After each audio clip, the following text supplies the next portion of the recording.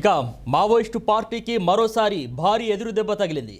భారీగా మావోయిస్టులు తెలంగాణ పోలీసుల ఎదుట లొంగిపోయారు. దాదాపు 40 మంది మావోయిస్టులు తెలంగాణ డీజీపీ శివధర్ రెడ్డి ఎదుట లొంగిపోయినట్లు సమాచారం. ఇక లొంగిపోయిన వారిలో 3 రాష్ట్ర నాయకులతో పాటు ఛత్తీస్గఢ్కు చెందినటువంటి మావోయిస్టులు కూడా ఉన్నట్లు తెలుస్తూ ఉంది. ఇక ఏదైతే లొంగిపోయినటువంటి మావోయిస్టులకు సంబంధించి ఇప్పటికే మావోయిస్టుల అంతం తప్పదని కేంద్ర హోంమంత్రి అమిత్ షా ప్రకటించినటువంటి విషయం తెలిసిందే. అందులో భాగంగా ఆపరేషన్ కగార్ పేరుతో మావోయిస్టుల ఏరివేత చేపట్టినటువంటి పరిస్థితి. ఇప్పటికే అనేక మంది మావోయిస్టులు భద్రతా బలగాల కాల్పుల్లో కూడా మరణించినటువంటి పరిస్థితి. ఇక వారిలో మావోయిస్ట్ కీలక నేతలు కూడా ఉన్నారు. మావోయిస్టు కీలక నేత హిడ్మాతో పాటు చలపతి, బాలకృష్ణ, గణేష్, కట్టా రామచంద్రారెడ్డి, బస్వరాజ్ ఇలా అనేక మంది ఎన్కౌంటర్లో ప్రాణాలు కోల్పోయినటువంటి పరిస్థితిని కూడా మనం చూసాము. అయితే మావోయిస్టు అధినేతలు ఎన్కౌంటర్లో మరణించడంతో పాటు మావోల ఉనికి ఇప్పుడు ప్రశ్నార్థకంగా మారిపోయింది లొంగుబాటు చర్యలతో. ఈ క్రమంలో గత కొంతకాలంగా మావోయిస్టులు అడవులను వీడి జనజీవన స్రవంతిలో కలుస్తున్నారు. ఇప్పటికే భారీ సంఖ్యలో మావోయిస్టులు పోలీసుల ఎదుట లొంగిపోవడం మావోయిస్టు పార్టీకి భారీ షాక్ అనే చెప్పుకోవాలి. తెలంగాణ రాష్ట్ర పోలీస్ చరిత్రలో మావోయిస్టు ఉద్యమ గమనంలో ఇదొక అత్యంత కీలక పరిణామంగా కనిపిస్తోంది. ఎవరైతే హిడ్మా బెటాలియన్ కమాండర్ ఎర్రోళ్ల రవి వంటి అగ్రనేతతో పాటు ఏకంగా 35 మంది సభ్యులు ఒకేసారి లొంగిపోవడం మావోయిస్టు పార్టీకి రాష్ట్రంలో కోలుకోలేనటువంటి దెబ్బ అని చెప్తున్నారు. తెలంగాణలో గత దశాబ్ద కాలంలో చూసినట్లయితే గనక ఇంత పెద్ద ఎత్తున మావోయిస్టులు లొంగిపోవడం ఇదే తొలిసారని కూడా చర్చ జరుగుతుంది. ముఖ్యంగా మావోయిస్టు పార్టీలో అత్యంత కీలకమైనటువంటి ప్రమాదకరమైనటువంటి హిడ్మా బెటాలియన్కు చెందినటువంటి కమాండర్ ఎర్రోళ్ల రవి, అదేవిధంగా ఏడీబీ నస్పూర్ దళ కమాండర్లు జనజీవన స్రవంతిలో రావడం ఒక గమనార్హంగా ఒక చర్చనీయాంశంగా మారింది. ఇక లొంగిపోయినటువంటి వారి వద్ద నుంచి AK-47 SLR వంటి అత్యాధునిక ఆయుధాలను కూడా స్వాధీనం చేసుకున్నారు. పార్టీలో ద్వితీయ శ్రేణి అగ్రశ్రేణి నాయకత్వం మధ్య సమన్వయ లోపం లేదా సిద్ధాంతపరమైనటువంటి విభేదాలు తలెత్తాయనేటటువంటి అనుమానాలు కూడా వ్యక్తమవుతున్నాయి.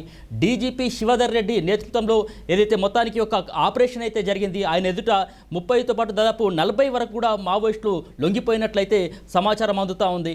సో ఇప్పటికే మనం చూసినట్లయితే కనుక మరోవైపు సరిహద్దు రాష్ట్రమైనటువంటి ఛత్తీస్గఢ్లో మావోయిస్టులపై పోలీసుల ఉక్కుపాదం అయితే ఇప్పటికీ కూడా కొనసాగుతూ ఉంది.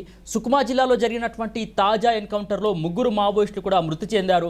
ఇక 2024-25 ఏడాదిలో కేవలం ఛత్తీస్గఢ్లోనే మరణించిన మావోయిస్టుల సంఖ్య కనుక ఒకసారి మనం పరిశీలిస్తే ఆ మావోయిస్టు దాదాపు 500 మార్కును దాటడం గమనార్హం. అంటే పోలీసుల భద్రతా బలగాల కాల్పుల్లో 500 వరకు మావోయిస్టులు చనిపోయినటువంటి పరిస్థితి ఎన్కౌంటర్లో.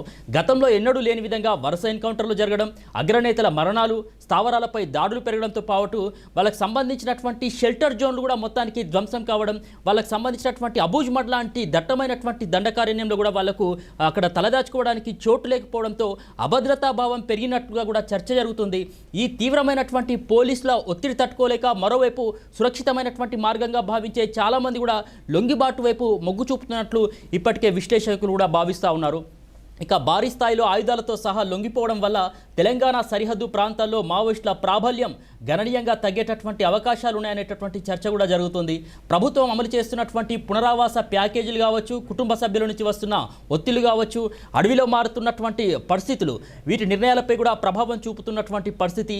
లొంగిపోయిన వారికి ప్రభుత్వం అందించే ప్రోత్సాహకాలు సక్రమంగా అందితే రాబోయేటటువంటి రోజుల్లో మరిన్ని లొంగుబాట్లు జరిగేటటువంటి అవకాశాలు కూడా ఉన్నాయని చెప్పేసి ఇప్పటికే చర్చ జరుగుతుంది. ఇక ఈ పరిణామం తెలంగాణలో శాంతి భద్రతల పరిరక్షణకు కలిసొచ్చే అంశంగా మరి భద్రతా బలగాలు కూడా భావిస్తున్నాయి. మావోయిస్టు పార్టీ తన ఉనికిని కాపాడుకోవడానికి చేసే ప్రయత్నాలు ఎలాంటి మలుపులు తిరుగుతాయి కూడా ఇక్కడ ఆసక్తికరంగా మారింది. ఎన్నో శతాబ్దాలుగా మావోయిస్టులు దేశవ్యాప్తంగా ఉన్నప్పటికీ కూడా ప్రస్తుతం మాత్రం మావోయిస్టులంతా లొంగిబాటు పడుతుండడంతో ఇప్పటికే వారి సంఖ్య అనేది గణనీయంగా తగ్గుతుంది. వారి ఉద్యమం అనేది ఇప్పుడు ప్రశ్నార్థకంగా మారింది. దీనికి కారణం అగ్ర మావోయిస్టులు ఎన్కౌంటర్లో చనిపోవడం ఒక ఎత్తు అయితే మరోపక్క కీలక నేతలు లొంగిపోతుండడంతో మిగతా మావోలంతా కూడా లొంగుబాటు పడుతున్నారు. దీనివల్ల మొత్తానికైతే వాళ్ళ సంబంధించినటువంటి ఉనికి ఇప్పుడు ప్రశ్నార్థకంగా మారిపోయినటువంటి పరిస్థితి ఉంది. ఇది ఒక మావోయిస్టులకు సంబంధించి తెలంగాణలో ఇది ఒక భారీ ఎదురు దెబ్బగా కూడా భద్రతా బలగాలు అయితే భావిస్తున్నారు.